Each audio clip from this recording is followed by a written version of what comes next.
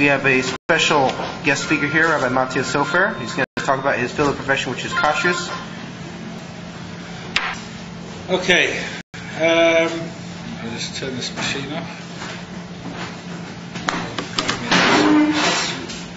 Okay, I want to talk about some things which are not known in the world of kashrus today, in the world of the chlal of food. Things that are issues as far as kashrus is concerned, but most people don't hear about them. First topic I want to talk about is wheat. Wheat has a few kashrus problems. The wheat itself, right? Wheat is used to make a lot of products. We make flour, which is what everybody knows. But today, wheat is used for a lot of other things as well. When you make flour, you have white flour, which is the wheat which is ground. Before you grind the wheat, there's the husk of the wheat, or what's called the bran of the wheat. Then you have wheat bran, you have wheat germ, which are things that people eat because it's a bit healthier. It's good for the digestive system. But besides that, there's a lot of other byproducts which they make from wheat as well. You can have things like dextrose, which is a type of sugar, it's made from wheat. You can have starches, which are made from wheat. From starches, they make many other products. So there's a lot of things which actually come from wheat itself. And what are the problems with wheat?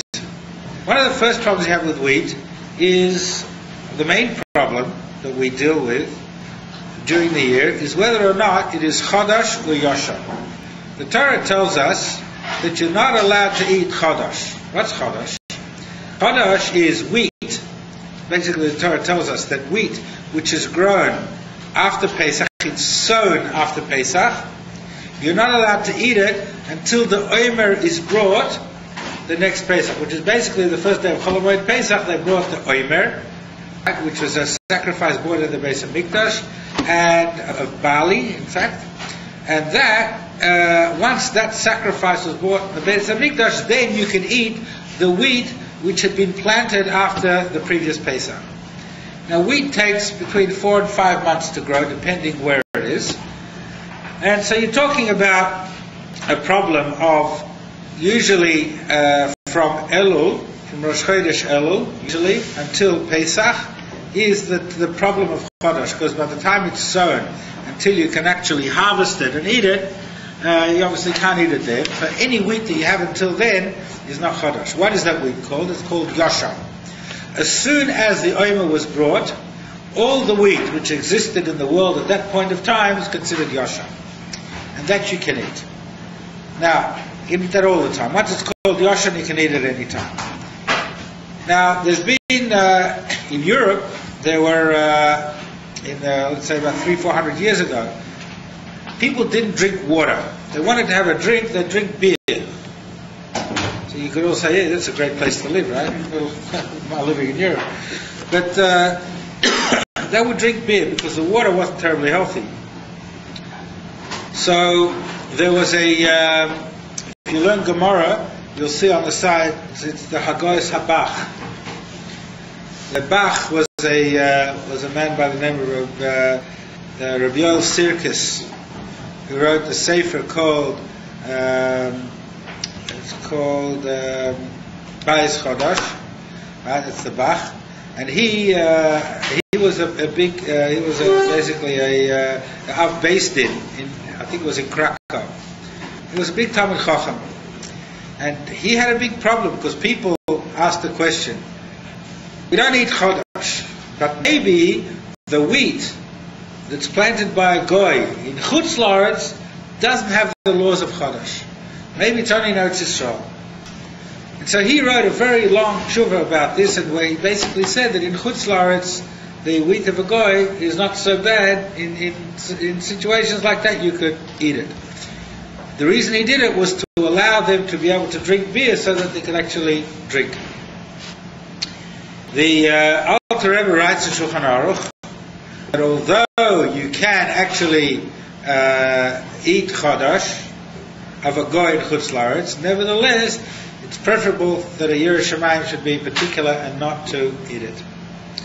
And if there's a situation of an ingredient, a product which is made from that, and you don't know, you can't possibly know if it's Chodesh or not, then maybe in such a situation you could eat it.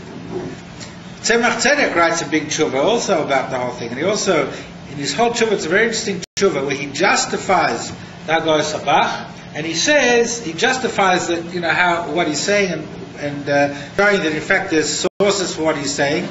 And at the end of the tshuva he says a Yireh Shamayim should take it more seriously, and Yireh Shamayim should not eat Chodosh in Chutz La'aretz, in grown by a goy.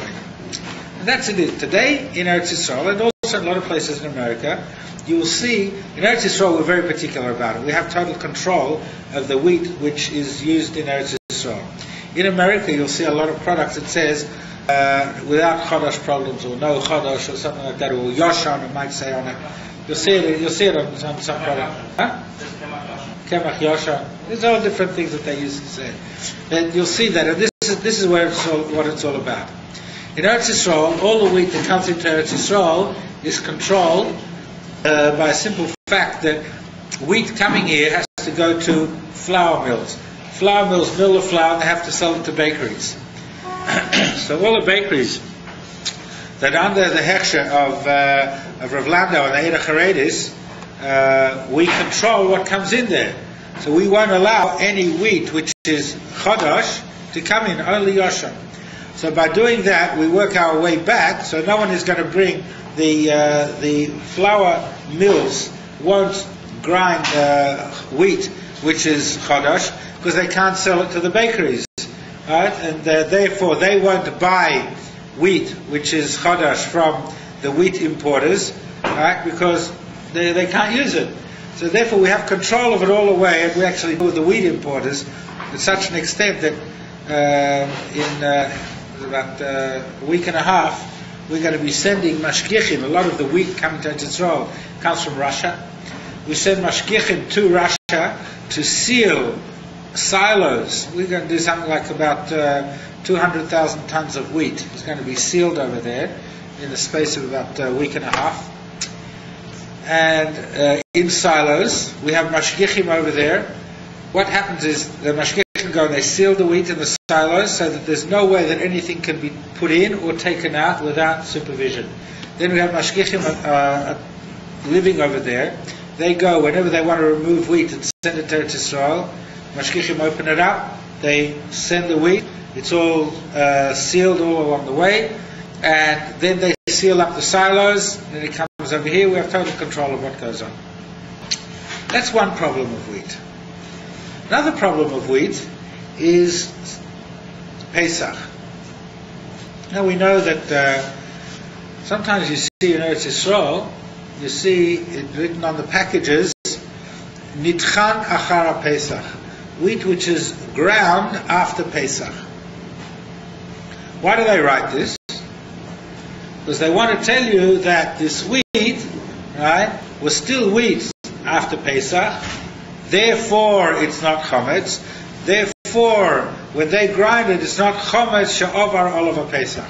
You're not allowed to eat chometz which was in the ownership of a Jew on Pesach. And it has to be sold to a goy.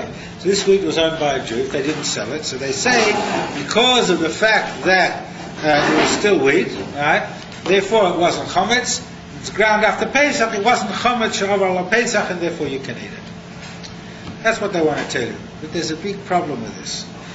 You will never see this written on any product of Rav Landau. I work for Rav Landau. Rav Landau is the Rav of Bnei Brak.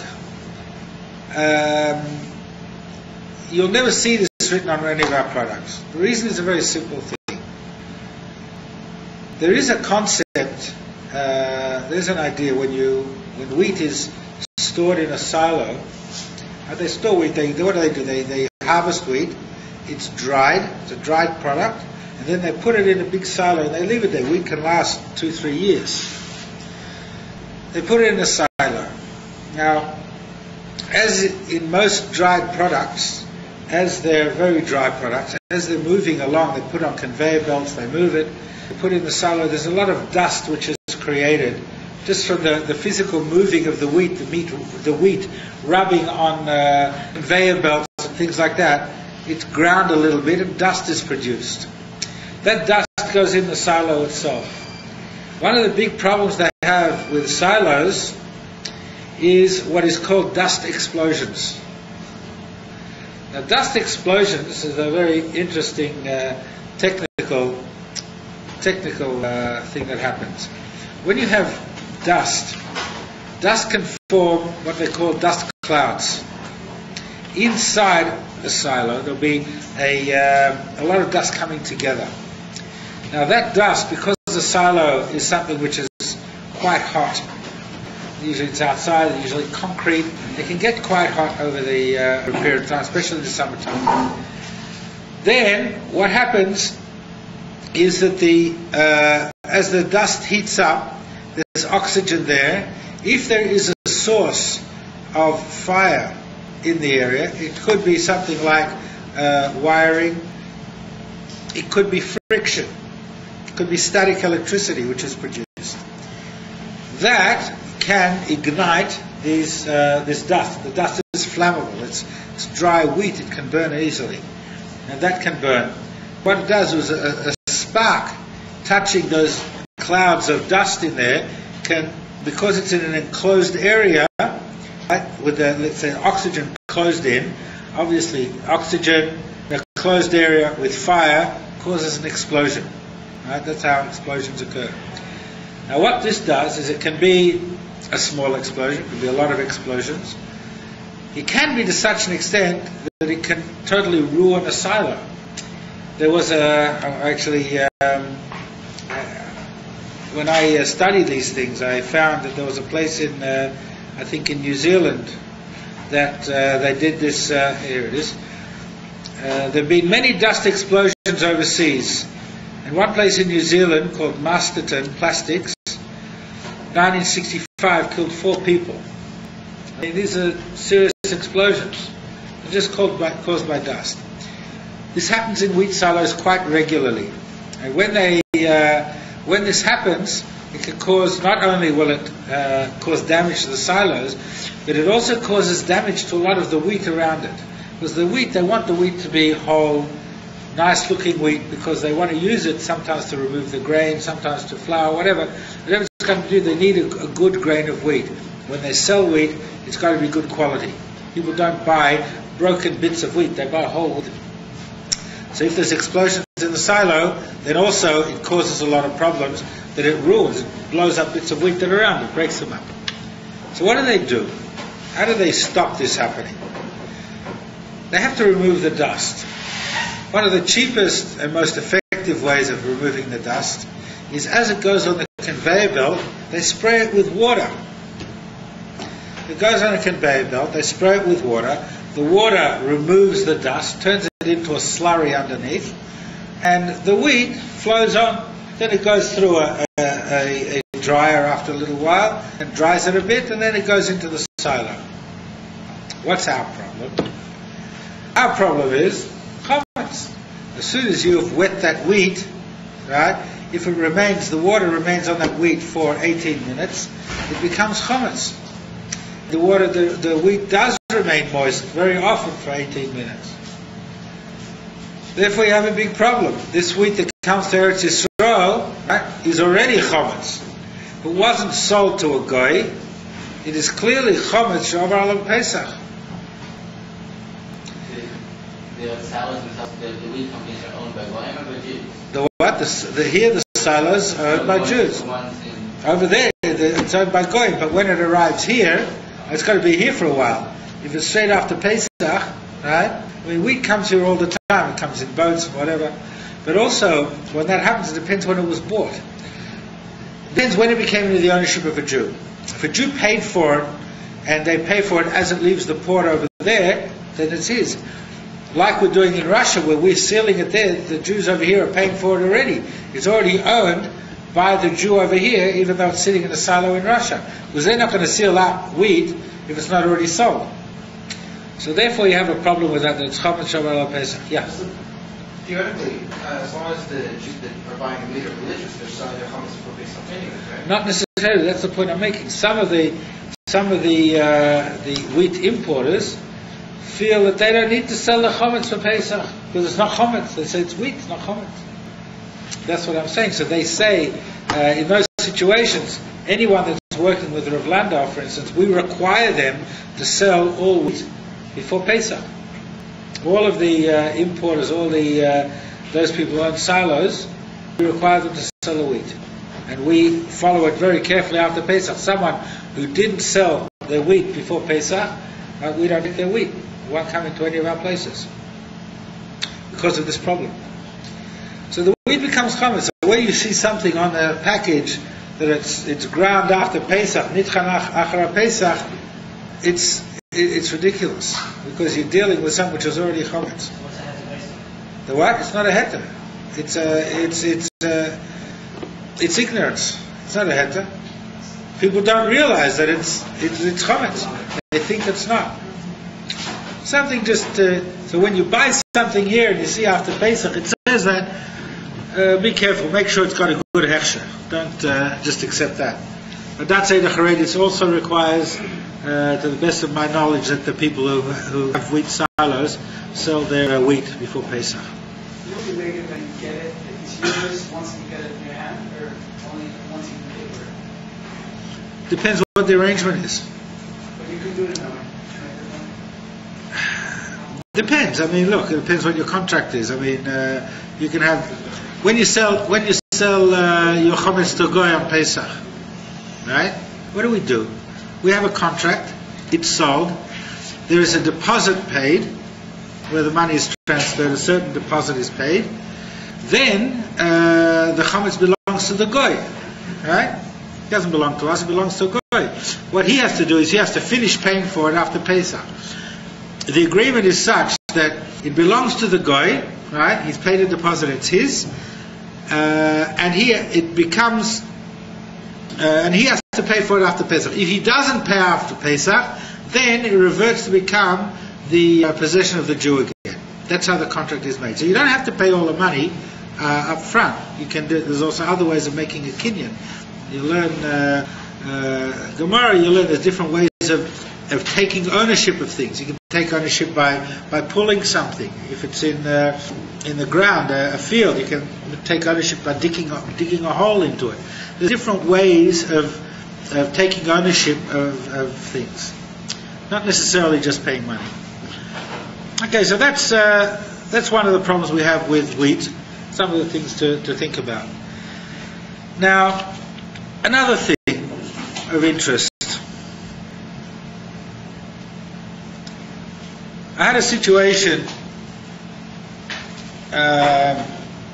recently where a company that uses fish, they operate with salmon.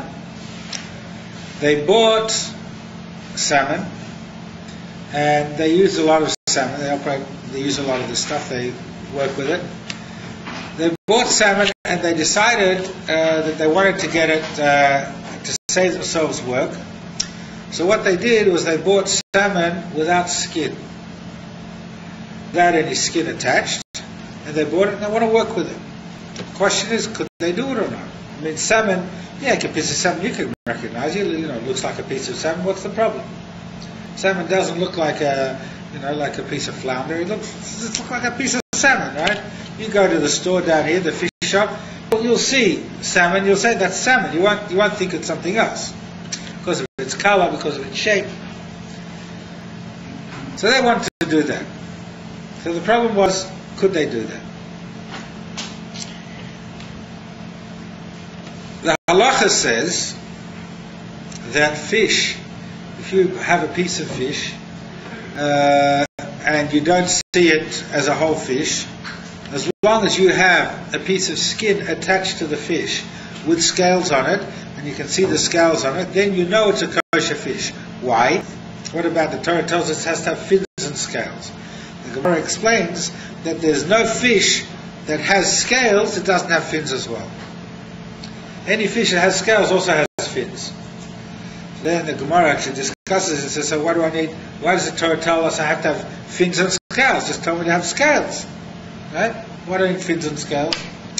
So the Gemara explains that because both of these are indigenous to fish, fins and scales, other animals don't have fins, only fish have fins. Therefore, besides Tyrannosaurus and that, but we don't eat those. Therefore, we don't need, the Torah tells us fins and scales, because that way we know that it requires both of these to be kosher, because any fish that has scales also have fins, but if it has fins, right, if it's just got fins, then we don't know if it's kosher. Shark has just fins, it doesn't have scales. So therefore the Torah tells us both, has to have both, therefore we know which is a kosher fish. If we just see scales, then we're also going to know that that's a kosher fish, because it has to have fins. So the question is, I have a piece of fish, right? Why do I have to have a piece of skin attached? Because the meat of the fish is not enough. Just looking at the flesh of the fish, it's not enough to tell me that the fish is kosher. Why? Because nowadays, with science and food technology, they do anything with fish. For instance, there are what we would call goldfish. In Japan, they call them koi, K-O-I, which they have various different colors. Some of those have a very nice bright orange color on the flesh, and other colors as well. They're different colors, black and white and whatever. The Japanese are very fond of their koi. They have a lot of ponds as far as their culture is concerned. They have these fish all over the place. So they want to make sure that the fish look good. The colors are bright, the colors are good, not strong colors. So over the years they've experimented with adding various types of algae and other types of bugs into the fish food, pupae and larvae of various bugs go into the fish food, and they actually cause the skin of the fish to come out with better colors. In other words, they're able to artificially change the color of the fish, the external color of the fish. What's that got to do with us? Well, they do the same thing with the internal color of the flesh of the fish. They can also, by the same token, use various colorings as well, various things which cause color changes within the flesh of the fish, even as the fish is alive. There are places that have done this specifically with salmon to increase the redness of the salmon. There are places where the salmon, today most salmon that we eat is not wild salmon, but rather it grows in fish farms, salmon farms. What they have is they have cages on either in the sea, along the seashore, or in rivers, where what they do is they have these cages and they grow the fish in these cages about as large as this room. They have a lot of these cages. And the fish grow in these cages, and they feed them fish food, and by feeding them fish food they can also play around with a number of different things. Firstly, they give them enzymes which make the fish grow faster. They can add colouring agents within the fish food which strengthens the colour of the fish. All sorts of things they do with it. Today, fish science is big business. And by doing that, they can also, as I said, they change the colour of the fish. Now, what happens is there are other things that they can do. For instance, there's a process of colouring fish by injecting an aqueous solution of food dye into the fish with needles, hypodermic needles, then aging the fish flesh. When they do it, they also add various fats and oils which allow the dye to be absorbed by the flesh, so you can't really tell the difference. And that way they age it a bit, they sell it as a killer fish. To such an extent that they can even take a fish which is not kosher, a fish which is fairly light white in flesh, they can inject it with red dyes, and it can come up with a nice colour flesh to such an extent that you couldn't tell the difference between that and salmon, unless you could recognise the actual flesh itself. But when you look at it, it looks similar. On the basis of that, a company wanting to use salmon over here couldn't very well do it, because it would be a very big problem. You don't know what it is. If it hasn't got a piece of skin attached with the scales, then it's something that you wouldn't allow to use, because it could be dyed fish. Yes? What is a non-kosher knife skinning the fish? Would what? A non-kosher knife skinning the fish. Usually the skinning of fish on a large scale is done by machines today. It's not done by knives. And even filleting the fish.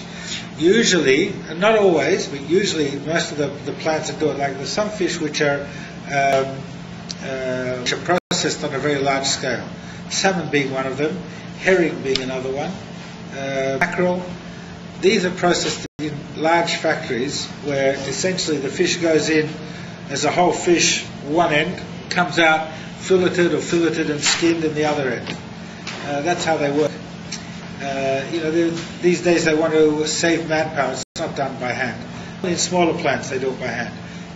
What we do is we check every plant, because there are some plants that do it by hand. Some do certain processes by hand.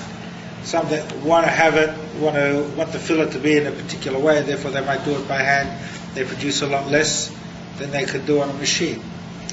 But it depends. If they do, and therefore obviously the knives are an issue. Although in most of these factories, if they're just doing one particular type of fish, it's not an issue. Their issue of the knives can be if they take the knives out of the factory. Usually they don't, because they're usually special knives they use, and they're owned by the factory, and the factory won't want them to take it out of them. On the other hand, if they're doing other type of fish, for instance in China, today in Israel there's a lot of stuff which comes from China, including fish.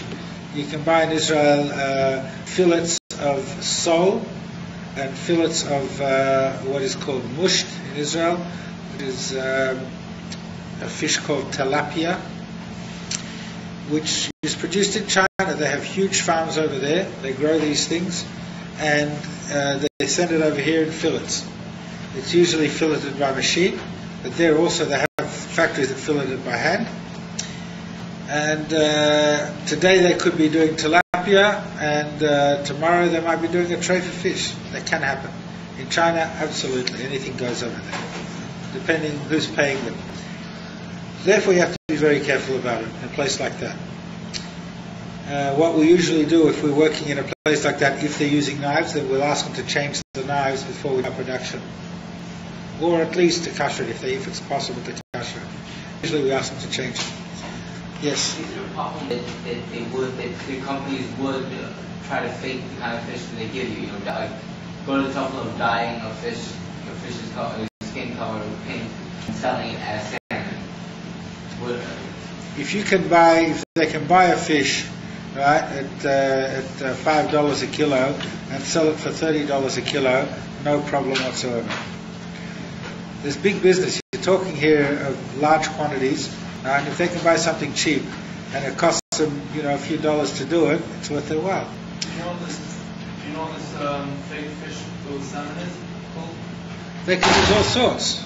I haven't actually looked into what fish they use. It doesn't really matter, because today they can use one fish, tomorrow they might use a different one. You don't know. They can dye anything. If they can find a fish which has got a somewhat similar look to salmon, they could easily dye it. Not a problem.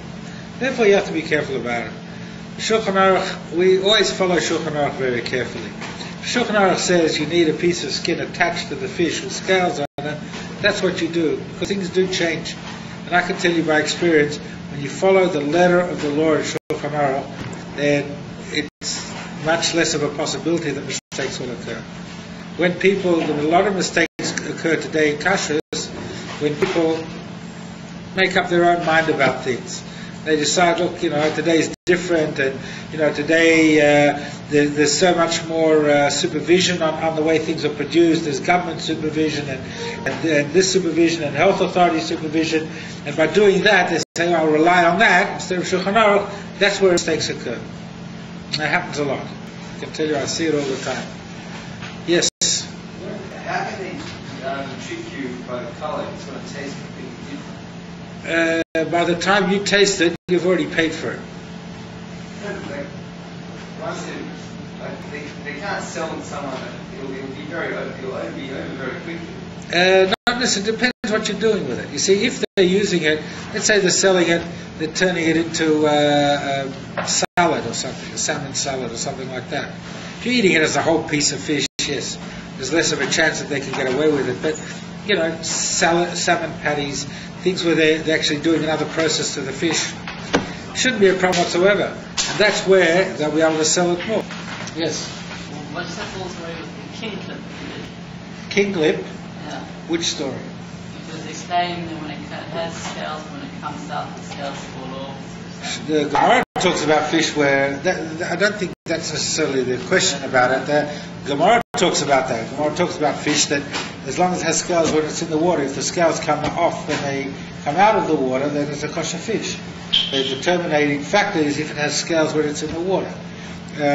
Kinglip as it's called, or ling as it's called as well, is a fish which has got it's got a layer of scales, and then on top of the layer of scales it has like a slime on top of the layer. There's a number of fish which have that slime on there. As long as there are scales there and it's not a separate skin on top of the scales, then it's a kosher fish. Slime is not a problem. There are some fish which have scales and then a skin on top of the scales, that's a problem. There are fish that also, not every fish that has scales is necessarily a kosher fish. Depends what the scale is. What is determined as a scale halacha. For instance, you have sailfish, or swordfish really. Swordfish have got scales. You have a look at it, you'll see there's hard things on the skin. There's scales.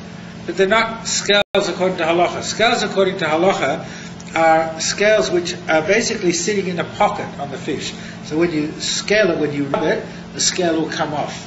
But it's sitting in a pocket, it's not attached to the skin of the fish.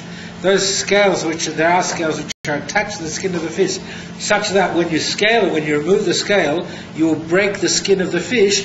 That is not a scale according to halacha. Sailfish is like that, swordfish is like that. And swordfish, they actually sell our places in Eretz Yisrael, where they sell it, they call it white tuna. Tuna lavan. And they say it's a kosher fish, because it's got scales on it. But, the scales are not scales which are kosher according to halacha. So one has to be very careful about these things.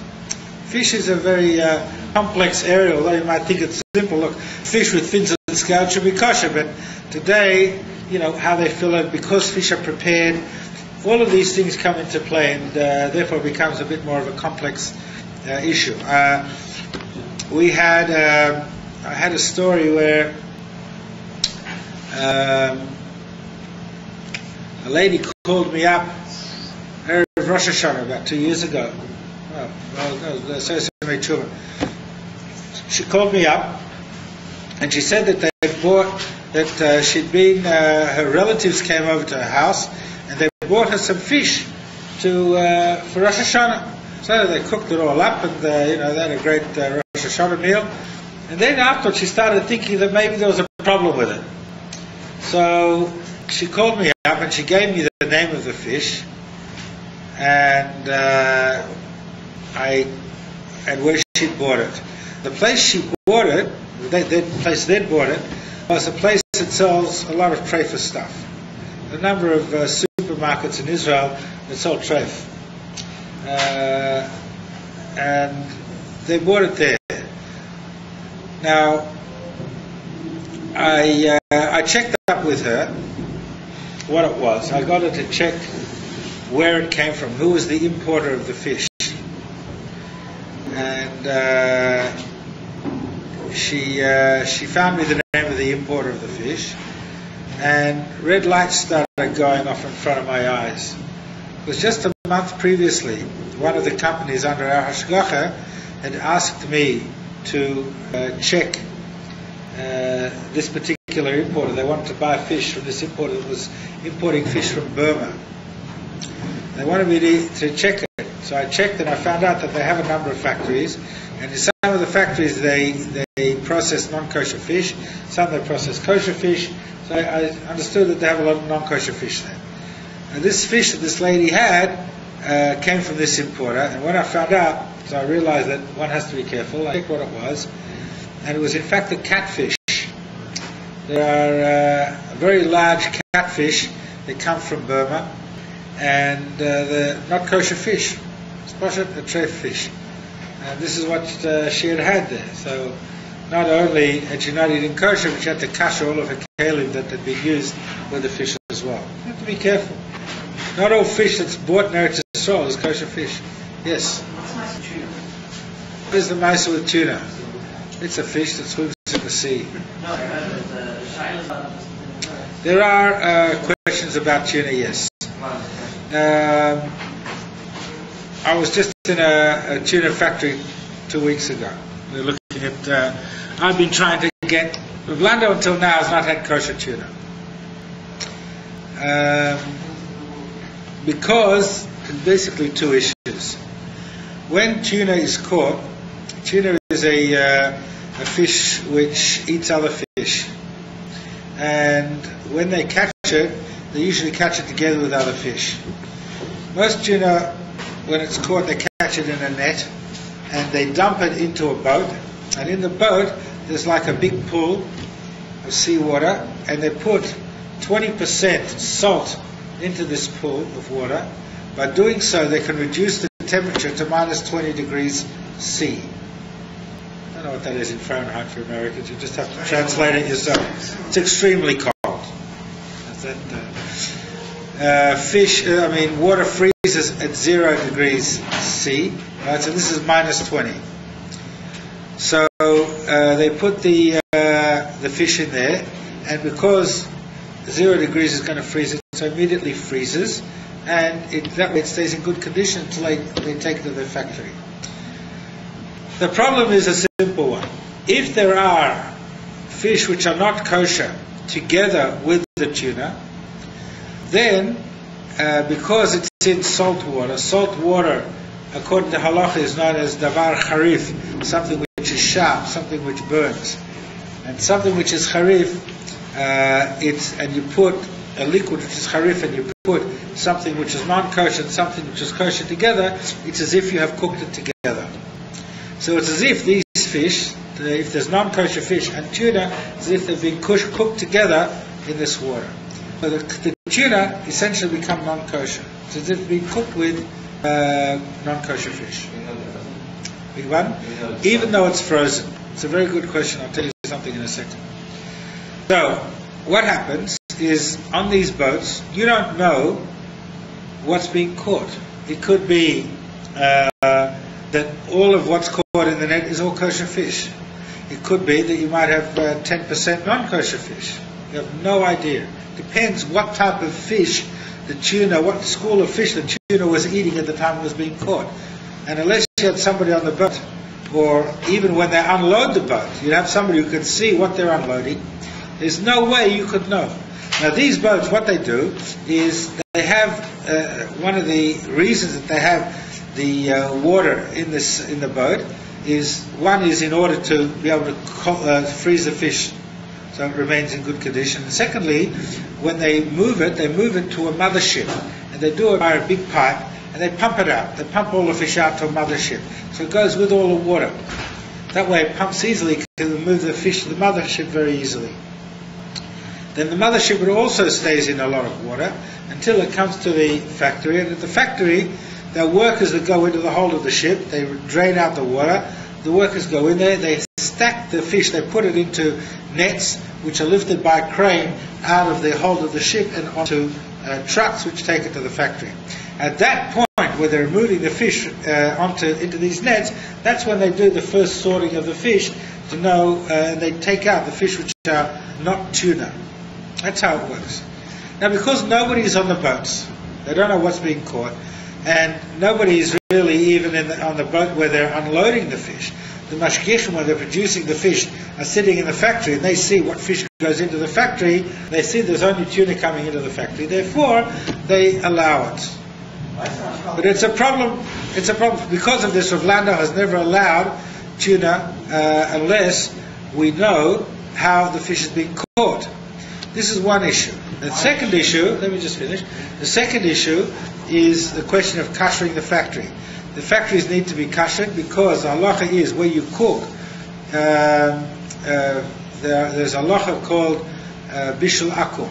Bishul akum is food which is cooked by a non-Jew. There are three criteria for bishul akum. One is that the food cannot be eaten raw. You must cook it in order to eat it. The second is that it is eaten as part of the main course of a meal, or it can be eaten as part of the main course of a meal. And the third is that it is a quality food, something which is served at a wedding, for instance. If the food fulfills those three criteria, then it has to be cooked by a Jew. I don't want to go into all the details of what's required to cooking by a Jew, but it has to be cooked by a Jew. Food which was cooked by a non-Jew and it had to be cooked by a Jew, all the utensils which are used in that process are treif, and they have to be kashered. So a tuna factory, tuna fulfills those criteria very easily. You can't eat it raw. And don't tell me sushi. I know sushi is eaten raw and it's raw tuna, but it's not what the majority of Jewish people eat. So therefore, when we're talking about the majority of people eating it raw would be Jewish people. So most people eat tuna cooked, fish cooked. It's a quality food. Can definitely be served at a wedding, and also it's eaten as part of a meal. So therefore, it requires bishul Yisrael, cooking by a Jew. So a factory has to be kashered. Now, kashering a factory is quite difficult because the way that they process tuna, they have these massive ovens, something about half the width of this room and about the same length, and about the same height. They put the fish on trolleys and they push it in this oven, and then they turn on the steam and it steams the fish to cook it. So you have to kasher this oven. To kasher it, you'd have to fill it with water and bring it to a boil. It's quite an exercise, but it can be done. But most of the factories are not prepared to allow you to do that. So that's a bit of a problem. So that's the problem with tuna at this point. Now, you asked a question about salt. Who asked a question about salt? You did. About the salt water, right? If it's frozen, doesn't the salt affect the fish? Yes, sometimes yes. It depends how long it's left in there. There have been, it was one of our questions when we were looking into this issue, was if the salt doesn't actually get impregnated into the tuna, so the whole issue of a halacha of two things being cooked together is the taste of the tomei fish is going to go into the kosher fish. Right? So therefore, the kosher fish, when you eat it, you're going to be tasting the taste of the tomei fish, and that's what you're not allowed to do. In all issues of kasher, it's a question of taste. Do I taste something which I'm not allowed to taste? Whether it's meat and milk, whether it's fish, whether it's something which is like in this situation where two things are cooked together, the whole issue boils down to taste. Will I taste the non-kosher thing? In this situation, we checked it, and I found in fact that there were court cases when people were brought to court, fish sellers, people who owned the boats were brought to court and were sued for selling fish which was too salty. What happened is they left it in their holds too long. It absorbed too much salt, and when the fish came to the fish factories and they checked the amount of salt there, they found it was too salty, and therefore they took them to court to get reparations for it. So yes, it does get absorbed, right? If anything, it's nothing I've gone. No, why is salt talmud gum? Because they brought up court for it. Since when is, No, they didn't get what they wanted. It doesn't say that you're not going to taste the non-kosher fish. The fact is that the time is absorbed, and salt always will enhance a flavor, not reduce a flavor. So it was a problem. And salt is not something which you can use anyway to give tam nifgam, although that's a good point. But something which you don't want to eat, you can't eat really ruins the taste of something is what gives time to come. Yeah. Yeah, you. Condensate in some ways bottle. What? Yeah, okay, you want to say it's bottle. Good question. How do you know if it's bottle or not? If I'm not there and I don't know how many fish were caught. Let's say there was 10% tome fish. Is a bottle? 1 in 10 is not bottle. Let's say you want to say it's bottle b'shishim. Right? You have to have less than 2%, 1.5% tome fish. I can tell you that the majority, in most cases, there's between 5 to 6% in general of other fish caught with tuna, usually. So I don't even know, and that's what the fish factories tell me, right? Other fish, I don't know. It could be, one time it could be all kosher fish, one time it could be all treifa fish. I don't know, there's no one on the boat to tell me. So how do you know? So because of that, how can you accept it? You don't know. Yes? The kosher fish eats non-kosher fish, right? Kosher fish, some kosher fish, not the small, not kosher fish, right? It's what? I don't So understand. some kosher fish Yes. eat non-kosher fish, right? Some kosher fish eat non-kosher fish. Yes, yes. Right? So why is that not any problem? Because some stuff is absorbed into the skin of the cow. Yeah, when a fish eats another fish, right, well usually also you take out the insides of the fish, right? It's also not heated together, it's not covered, it's not seen together in liquid. It's when the fish is alive. There's a lot of different reasons. That's not an issue. The things that are absorbed into the skin though, from gas. No, because first it also it's eaten up, it's ground up. It's not the same thing. I mean, an animal eats non-kosher things. It doesn't make the animal treif. If a cow eats, some, I don't know. Usually cows eat grass, but if they eat something that it's not, it doesn't make the cow treif. It doesn't make the milk treif. Yeah. Both these reasons. Well, we've got to take numbers over here. Both these reasons you just gave, why specifically about tuna only? Why specifically only about tuna? How do they catch up? It depends. Tuna is specifically caught like that. Other fish not necessarily. And because tuna is a fish that is usually caught with other fish because it's usually feeding. Other fish also? Not necessarily. Yeah, but tuna is a bigger fish, and therefore the fish that it eats are usually very often not kosher fish. It happens. That's how they catch them. But they don't necessarily catch them in quantities. They don't catch other fish in the same type of quantities in the same way as they catch tuna. Usually, for instance, if you catch a herring, right? Herring boats, usually they go to places where there's schools of herring, right? And they usually just catch herring. Herring are not a fish that necessarily eats other fish. Although they catch herring in large quantities, it's not like that. Sardines, also the same thing. Sardines are quite small. And when they catch them, they won't necessarily catch other fish with them because they're not the type of fish that eat other fish. They eat different things. Tuna is a fish that eats other fish, and therefore you will catch other fish with it. And therefore, because of the quantities you catch, you find that that's the situation. There are often other fish with it. No one knows that. You don't even know that. Of course I know that. I know that you said you never went on the boat.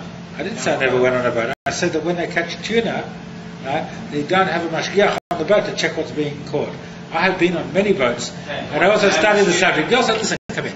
You know what the fish eat, right? I study fish. Right? I know what they do, how they eat, what they eat, right? When there are fish which eat other fish, right, then I agree with you, it's an issue.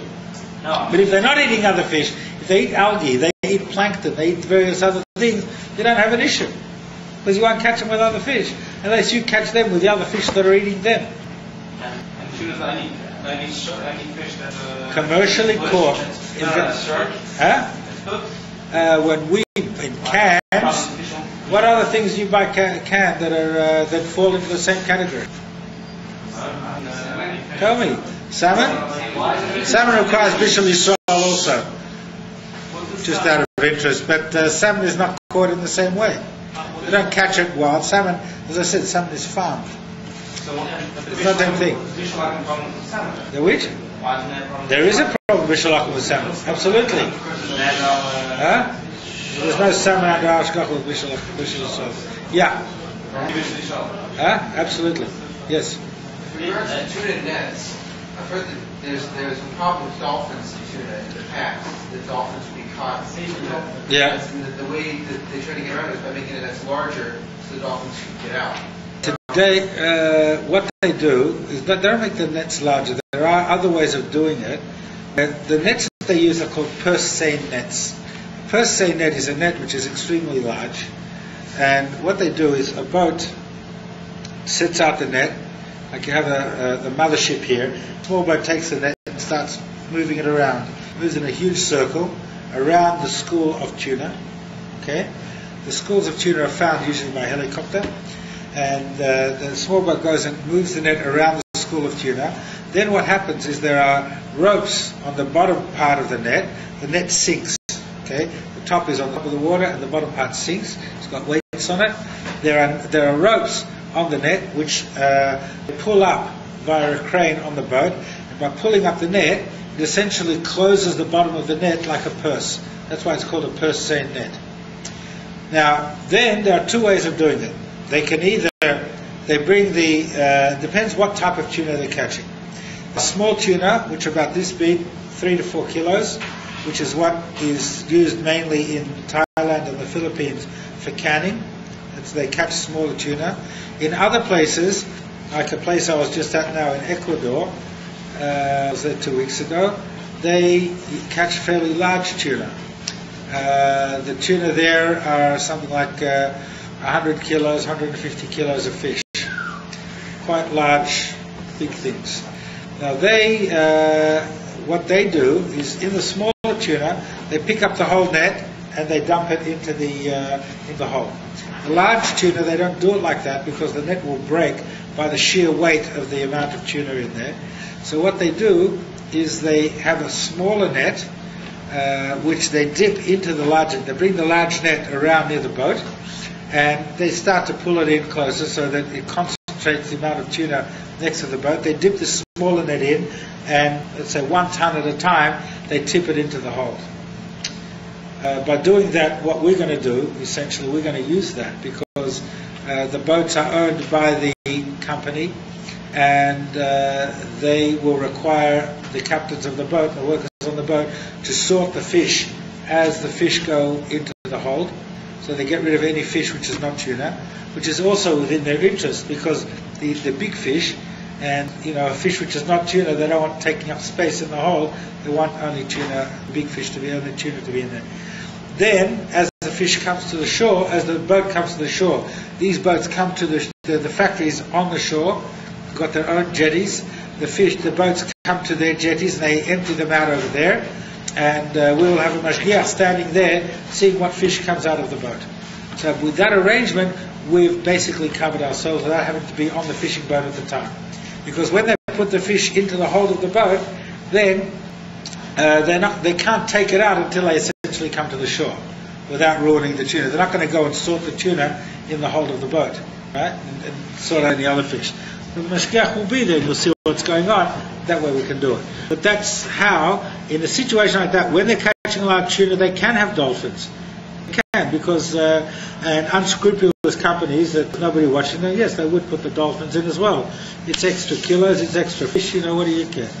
So that can happen. But that's why under hashgacha it's preferable that do it under hashgacha, make sure it doesn't happen. Yeah. Will some cans have dolphin-free hatchery? Yeah, they have. I've seen this on cans. On what basis is it? For organization, do extract with dolphin-free people? That's right. But the question is, what did the mashgiach do there? That's what you have to find out. Dolphin-free isn't put on because of a hechsher. Because if it's a hechsher, it's got to be bishul yisrael and kosher fish. Dolphin is not a kosher fish. They wouldn't have to write it on there. Right? It also says shark-free and whale-free. Right? The dolphin-free is put on by the company, right, that's selling the tuna, not the kashrus. So that's a different issue. Okay. Yeah. Ask them. I have no idea. I don't know on what basis you can give a reaction. You'd have to ask them. I don't know. I mean, I've been in this field for many years. I don't know on what basis we could allow. Let's explain to you what the problems are. I don't know. Not in my Shulchan Aruch. Okay. Okay, let's go a bit further. While still talking about fish, let's have a look at another issue. I was asked by a company a couple of years ago to check salmon fillets to see if they could use a kosher lepesa. There's a factory, a large factory in Chile that fillets salmon, and it's a very modern factory, and they want to use it for Pesach. So I wanted to know. So I went to have a look at the factory. Everything seemed fine. What I do is when I check a factory, I don't go there until I have got I've been in contact with them, usually by email or by phone, and I speak to them. I find out what they're doing, how they're doing it, go through a lot of questions to see if it's worth my while to go there or not. I don't want to waste my time. So I went, it seemed okay, everything seemed very good from what they answered me. And I get to the factory and I'm walking around. It's a very modern factory, very clean. Everything is automated, right? The salmon go in one end, goes to a filleting machine, comes out the other end, goes into a bag and is vacuum packed. It's very nice. I went also to what they do is these are also fish farms. I went to what they call the slaughterhouse of the salmon. What they do is right on the bay, on the river there, where the fish are, they pump the fish up to this slaughtering section. It's sort of half as big as this room, where they have workers there, and the fish come up on like on a chute, and then they go down to each worker. Go up the chute, and they shoot it down to each worker, who makes a little cut under the gills of the fish, and that kills the fish. And then the fish are put in containers and sent to the factory. That's how they do it. So I had a look at that. I had a look at the other parts. Everything seemed very fine in the factory and in there. Shouldn't be a problem. While I was there, they took a break. The morning break. The workers took off. Then they cleaned the factory a bit before they come back after the break. And I see somebody walking along the conveyor belts with a little spray bottle, spraying. So what's that? And then they told me it's alcohol. Why are they spraying alcohol? Because alcohol kills bacteria. And because salmon are a live thing, they have a lot of bacteria. Flesh has bacteria on it. Therefore, what they're doing is they're spraying the conveyor belts to reduce the amount of bacteria. Because if the bacteria remain on the conveyor belts, then the next shift, as they bring in more fish, is going to get the bacteria from the previous fish, and there's going to be an excess amount of bacteria on the fish. So they spray it to clean off the bacteria which is on the conveyor belts. There's a problem. Where do they get the alcohol from? Alcohol is made from lots of things, including wheat. Alcohol can be made from anything which is starchy, sugars.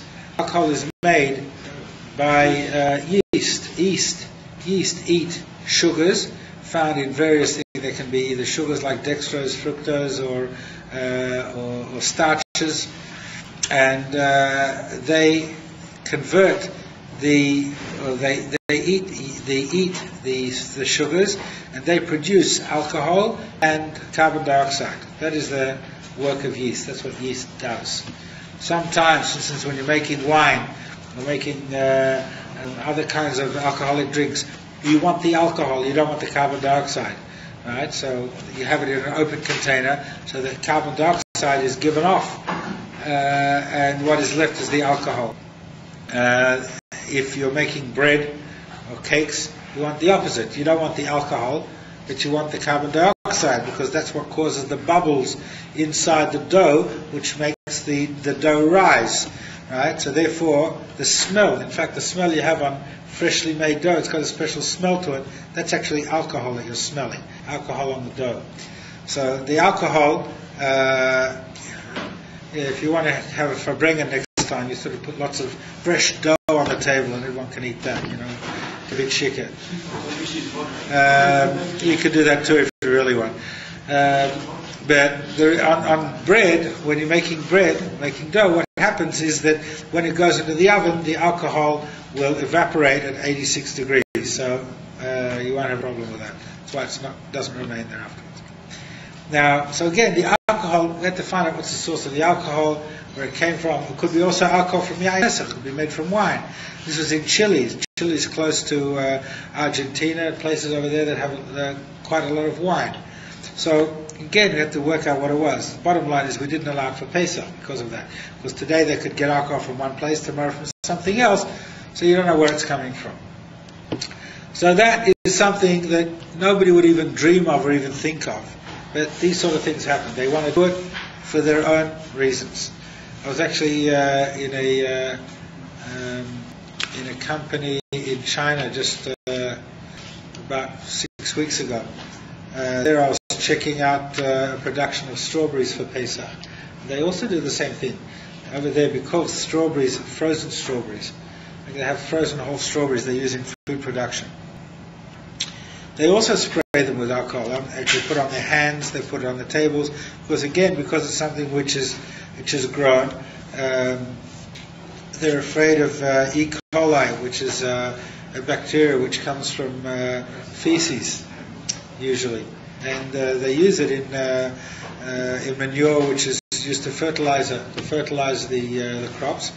And therefore, again, they spray alcohol to reduce the bacteria. Not in every place. Some places they do. And because of that, you have to be careful about all these little things. What's an alternative to Getting No, there's other types of.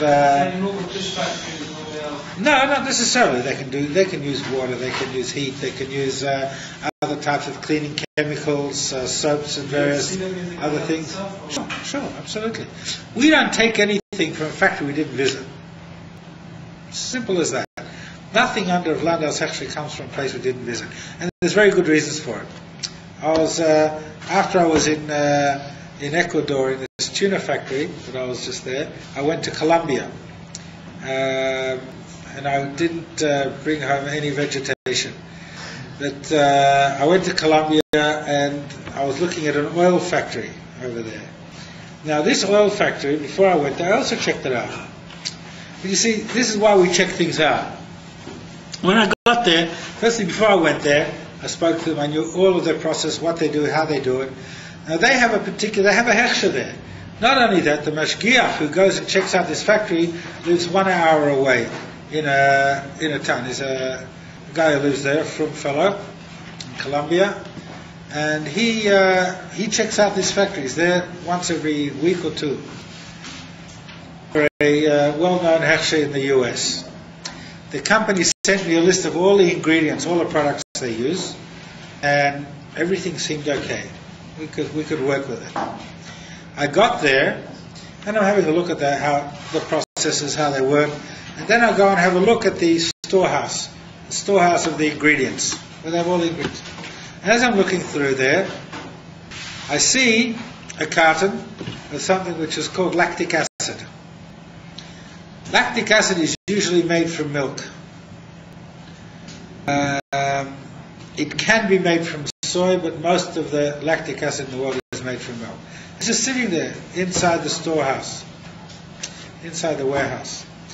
I also saw 2 cartons, one on top of the other, of the same product coming from a flavor company in the US.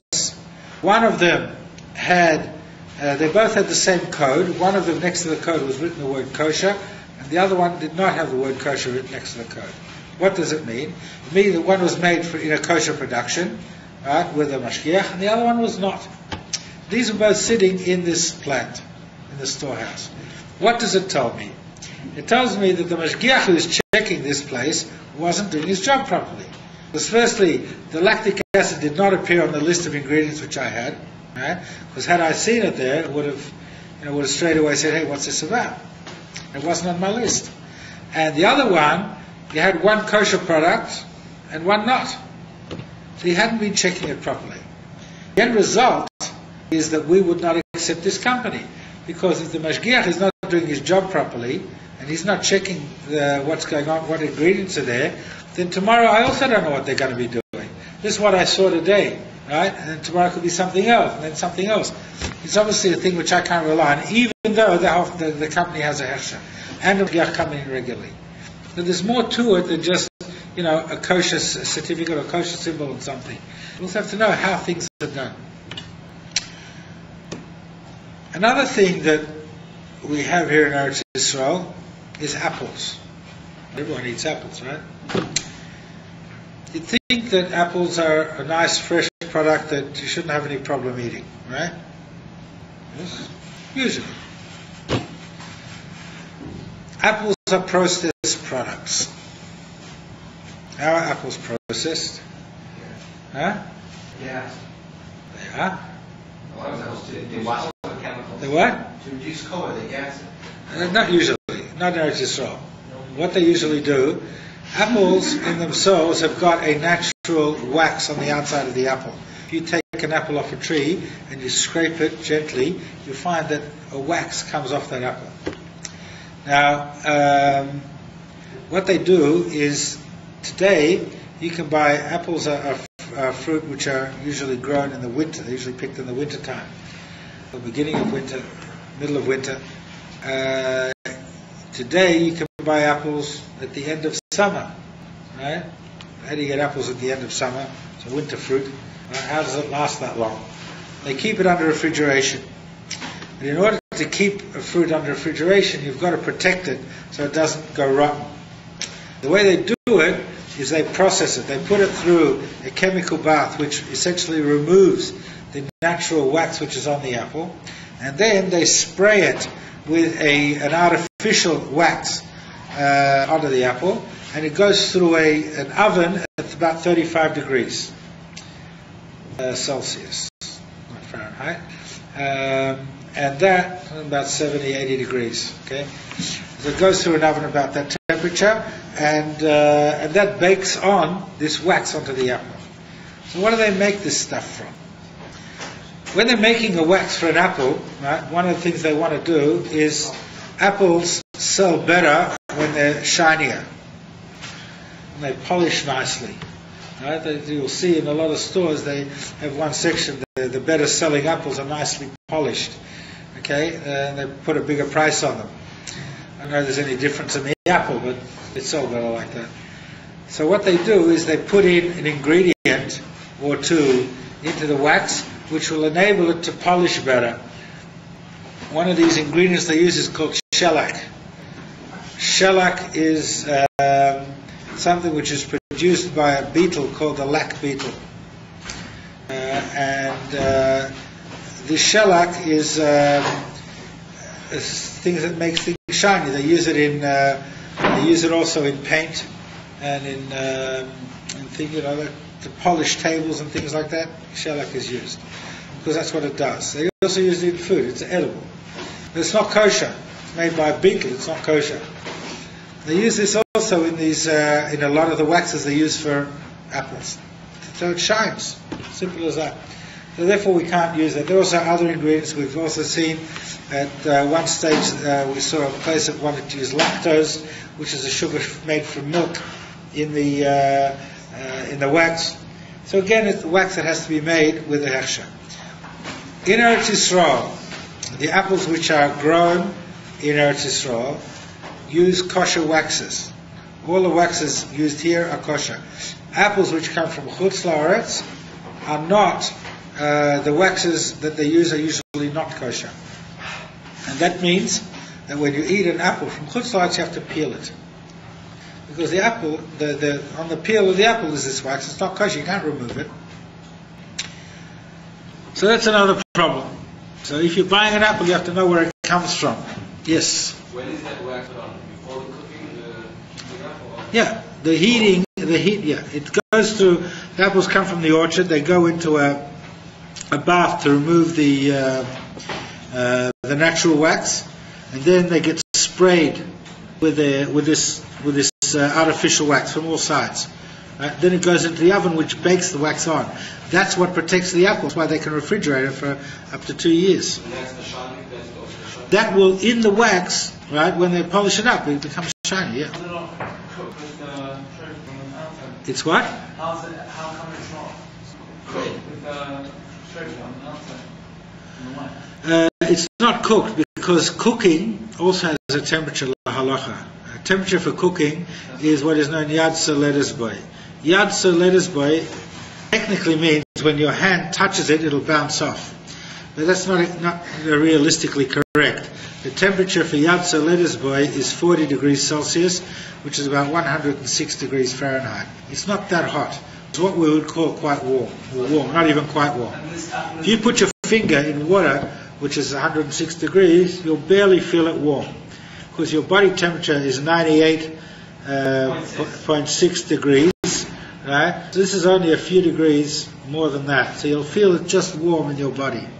But that is yad soledes. That's called cooking. Why is this called cooking, la halacha? How is this cooking? It's not hot, and your finger's not going to bounce off from it. The determination is, the Gemara talks about this, and he says that this is heat which is enough to burn the stomach of a newborn baby. Now, why 40 degrees or why 106? Because if you go to a medical emergency room, burns department, you will find that babies that have had something of a temperature of 106 degrees put on their stomach for a period of 5 minutes will have a 3rd degree burn. Because the skin is very, very soft and very delicate, and that is enough to burn the baby's stomach. And therefore, that is the temperature which is regarded as yad soledes, which is cooking la halacha.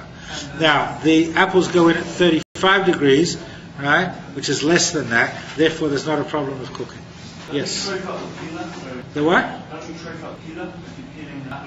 No, because it's cold. You what? You should wash it afterwards. Or have a special peeler for it. You what? You can't get it off. It's baked on. You literally can't remove it. If you want to see, take an apple, put it in a bowl, pour boiling water. As you boil water from a kettle, as it's boiling, pour it onto the apple, okay, and leave it there for a few minutes. Then take the apple out and put it on a plate and let it dry. You will see that on the apple there's it's covered in white. Okay? Now try and rub it. That white that you see on there, that is the artificial wax. Try and rub it with your finger and you see it doesn't come off. It's permitted by, look, what's healthy, what's not healthy? It's something which is permitted by the health authorities as being an edible thing. It's not healthy, it's made from various interesting ingredients, but, I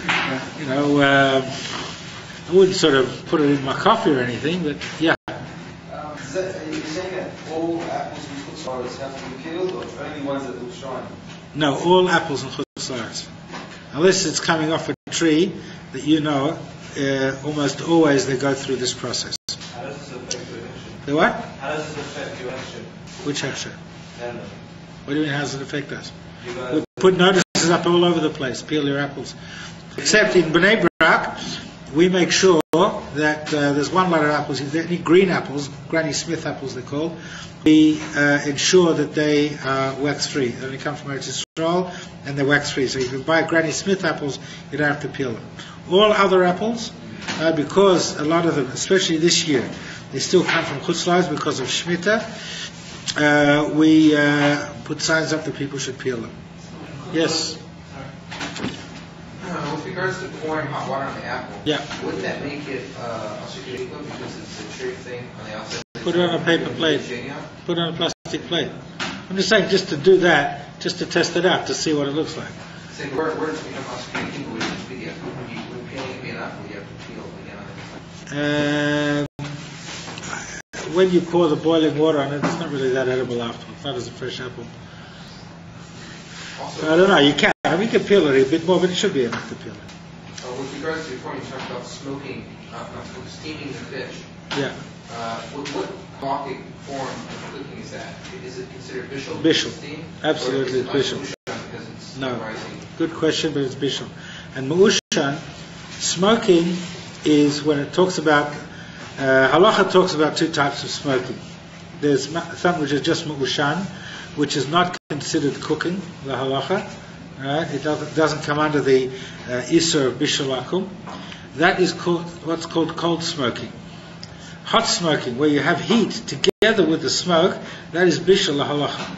For instance, when you buy salmon, like buy the smoked salmon, the nice thin slices, that is done with cold smoking, right? And therefore, it's not a problem of bishul.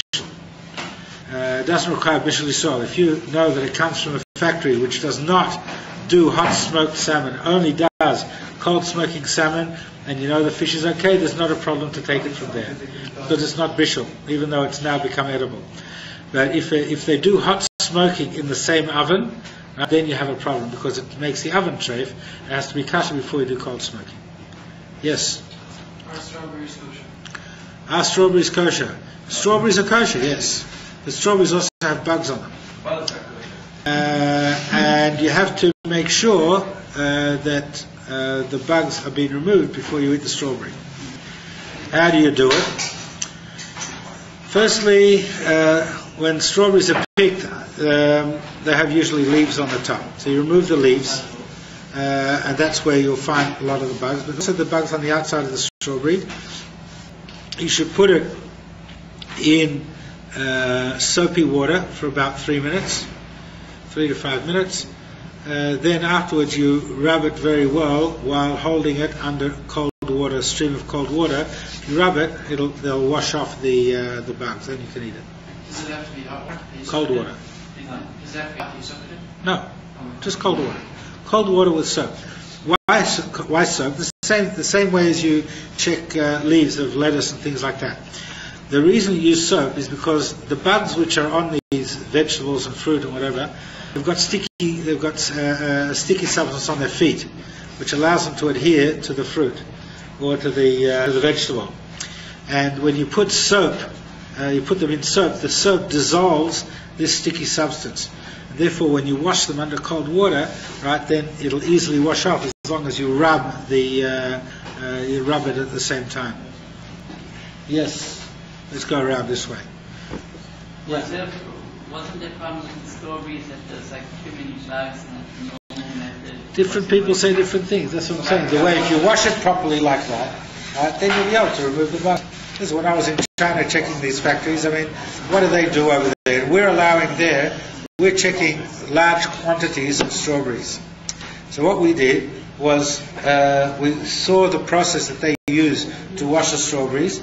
They put it in a chemical, not so much as soap, but it's a similar sort of chemical to a soap. And then they go through a number of washing processes. Right? And then when it comes out, we took the strawberries that came out the other end, and that's what we checked for bugs. Right? And we found that they were clean in some places. In some places they weren't so clean. And we told them to do more washing on how they were doing it. If you do it at home, you do it like I'm telling you, you should be able to wash off the bugs without a problem. Yeah. 2 questions. Question number 1 is regarding the soaping of lettuce. Does Landa require you does Mashgiach to check the lettuce afterwards? Or good question. The lettuce which is sold in Bnei Brak is checked when it comes into Bnei Brak. As they come in on pallets, and the Mashgiach checks. Firstly, the lettuce which comes in has Mashgiach in the field. So they only allow lettuce which is coming from a checked area, checked field. That comes to Bnei Brak. We then check it. We take a few samples from all over the pallet and we check those lettuces. If we find that that's clean, then we sell that in Bnei Brak. That is a lettuce which you can just soak in water and then rinse under cold water without having to check it. Any other lettuce, you do the same thing, but you should still check it on a light box. Not necessarily up against the light, it is not as good. I definitely recommend you have a box which you can see comfortably. The light is coming from underneath, and when the light is coming from underneath, you can see more clearly. You see it basically makes the lettuce transparent. You can see clearly if there's anything left. The reason why I'm asking is because I used to be in Mashgiach, and the cashiering agency told us to do that, just soak it in soap, and Well, I ended up checking it afterwards and I found bugs, so I just went That's to right. check it. But, I agree. And then the second question is, a few years ago you told us that there were bug problems with figs. There's some sort of strand bugs that are in figs that are almost possible to That's check. right. And afterwards I found a Landau extra on a, what's it called, granola, or a granola, not a bar, like granola thing with figs in it. That was really cool. I don't think there were figs in it. There were no figs in it. We don't allow figs in there. We have one granola company. They don't use figs. Yes, it was around this way. Yeah. What do you guys hold with the broccoli? Do you check broccoli? Don't use broccoli. Can't check it? No, you can use the stems, but not the flowers. Impossible to check it. Yes. You don't have fast. Next. Yes. If I was 21, would I be able to drink scotch? You can drink scotch if you're 21 months. What's the problem? Is scotch kosher? No. It's not? No. Seriously? Yain Nesach. Yain Nesach. Why am I ruining your life? Because you like scotch? You like scotch. Okay. I asked you that question for a reason. You like scotch and therefore you should drink scotch, right? Not if you're a Lubavitcher. Lubavitchers, right, drink Farbrengen, not because I like the drink. Why do I drink it at Farbrengen? Because it loosens me up a bit, it allows me to talk, it allows me to take in what I'm hearing, it allows me to share with other people. The moment you're drinking mashka because you like it, there's already a problem in you. So that's the first issue. But that's a different issue that you have to deal with, right? Now, it doesn't mean that you should like it. Different issues. I don't drink it because I do like it, right? It doesn't mean that because I drink, I should only drink things I don't like. Two different things. The Rebbe often spoke about drinking Benedictine, that this was the drink of choice in Lubavitch. And, it's quite a nice drink. It's not that you don't have to not like it. It's good stuff. Especially if you mix it like 50-50 with vodka. Alright. But, again, mashka which is permitted. Now, whiskey, what's the problem with whiskey? I think I've been over this almost every year. Every year I do. Okay. Doesn't matter. It's still the same question. Okay. But the question is, has it sunk in? Does anyone who's heard still drink whiskey? Okay. The whiskey is like this. Whiskey is aged in wine barrels. Almost every whiskey which is produced is aged in wine barrels. And they do it in order to get the flavor of the wine in the whiskey, the Scotch whiskey. We're talking about Scotch whiskey, Scotch and Irish. The master blenders, as they're called, the people actually make the whiskey, want the wine taste in the whiskey. That's why Scottish and Irish whiskey is by far superior to American bourbon. Why? Because the connoisseurs say not the hardcore American bourbon drinkers, I agree, but the connoisseurs of good drink will usually tell you that a good Scotch far surpasses an American bourbon. Now, the reason is because of this. They can taste the taste of the wine within the whiskey, and that's why they do it. They want that flavour. It doesn't necessarily sit in wine barrels all the time. Let's say you have a 12-year-old Scotch. It might be in a wine barrel only for 2 or 3 years. It might be the whole time. They might use different wine barrels. They change over from one barrel to another to get different flavors into the whiskey. There is a tshuva of, again, like I mentioned earlier, if you can taste a taste of something which is osur, then you're not allowed to have it. Wine which is used is yain nesach or stam yainam, which is a type of yain nesach.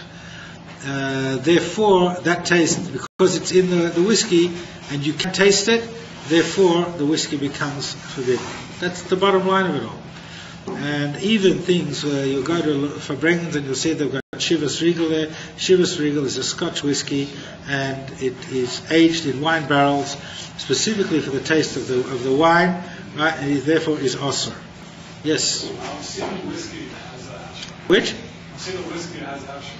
How is that possible? The whiskey, one whiskey that I know that is kosher, it's not from Scotland and Ireland, but it's Crown Royal, which comes from Canada, and that is kosher. Some people will tell you that Scotch whiskies are kosher. I will tell you that they're not. And I'll tell you that there's no basis on which you can say that it is. When we publicized this a number of years ago, you can imagine there was a lot of people, saying that what we were saying wasn't correct, and they wanted us to justify it. But when I showed the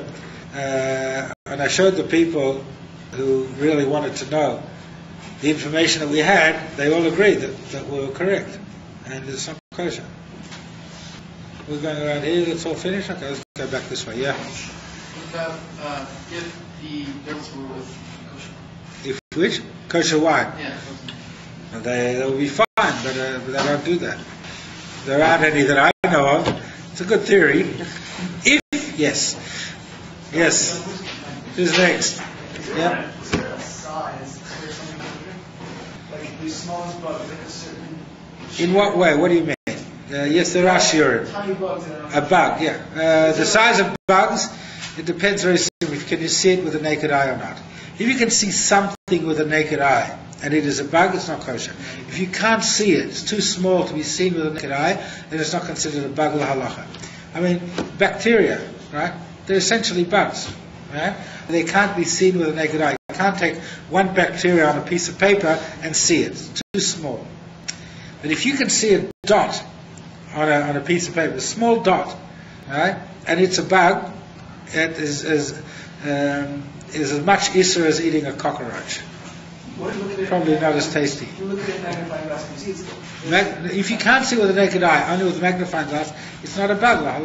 So let's say you have a food, right, and you just check it, and you see it with a magnifying glass. Are you allowed to eat it after that, or are you still? No problem. It is not considered an osur bug if you can't see it with a naked eye. That's the criteria. If you can look, bacteria you can see under a microscope, right?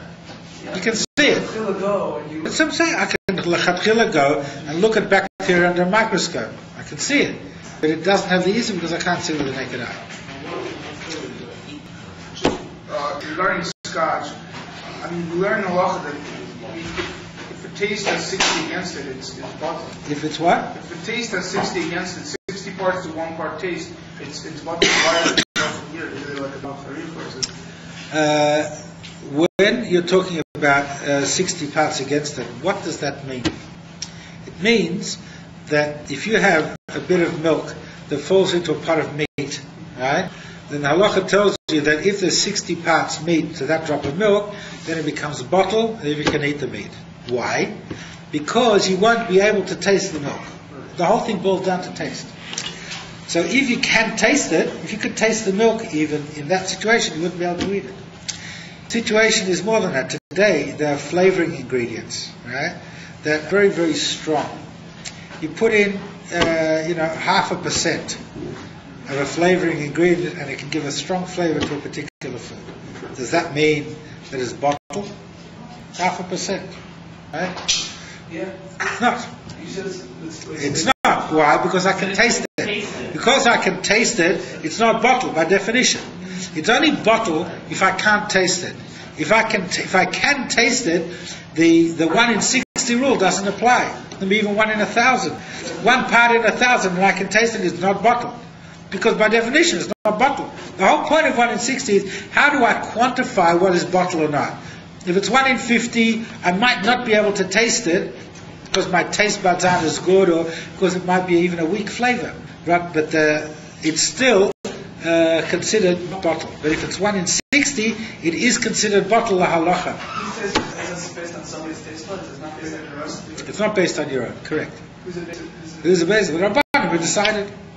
Chazal decided that this is the rule of 1 in 60. That 60 times something will not be tasted. In general, but if it's a stronger taste, if it's not, then obviously it's not bottled, so you can taste it. I don't mean to sound like, do you just any offhand have a source in Shulchan Aruch for this? You what? Look it up. Do you have just offhand a source in Shulchan Aruch for this? I can look it up. I can find it for you, sure, absolutely. Call me. I appreciate that. It's important. I believe very strongly that everything you say everything you do has to have a source of Shulchan Aruch. Right? You have to be able to show where it comes from sources. People who say things without having any basis for it is also not good. Everything is written, whether it's halacha or whether it's minhag. There is a source. Call me, and if it's Hashem, I'll find it for you. You got my number, right? No. Yeah. If you go to a non-kosher grocery store, can you buy cut watermelon? Yes, and you should cut off, like say, a finger thickness of along the cut. Yeah. You can think about it if you like. We'll get back to you. The Ramah indicates in Basmachol that we don't hold by taste of goyim, we pre-taste something before eating it. And he says we reckon always in 60. Now, according to what you're saying about if it were to still maintain the taste of the Isser, that it would be also, no matter even in 1,000 would be normal. And we'd be saying that if the Ramah says 60, so we reckon it at 60. See, obviously there's 60 in your dish against whatever Isser fell into it, and you try that Isser, and you try that dish, and you taste the Isser. So basically, you just say trade. Yeah, if you would eat it. If you would eat it. But as I'm saying, you have a look at 1 in 60. You don't have to eat it. And if you're going to taste it, you would taste it. What the Ramah says is, you would taste it, but if there was less than 1 in 60. If there was 1 in 59, you would taste it. And we don't rely, what he's saying is you don't rely on a goy to taste. So if you're going to rely on taste, right? If you're going to rely on taste, you don't rely on a goy. Let's say, I don't know whether it was 60 times more or not. It might have been 50 times more, 55 times more. I don't know. And therefore I'm going to rely on taste. Right? So I'll taste it and I'll see if I can taste the Isser. Now in that situation, I don't rely on a goy. Then I rely on the Jew. And if the Jew did taste it, he tastes it, then he spits it out. Didn't swallow it. First, he doesn't need a shear. It's less than a shear. Or you just swallow it, it would eat. So he shouldn't swallow it. If he's got to taste it, something which he knows is an issue, so spit it out. If you would swallow it, yeah, well, it could be a problem. But again, it's also less than a shear. You got to have a kazayas. You got to have a shear in order to have an isser. Yeah. Yeah. No. I didn't need to. Why? And a lot of people ask me the same question. The reason is because I did this study over a period of something like about 5 years, and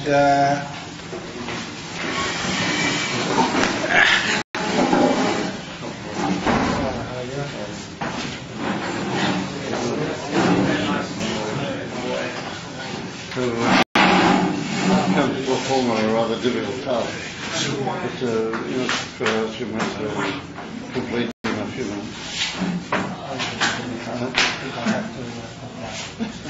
We'll ask some questions. Just another few minutes to go.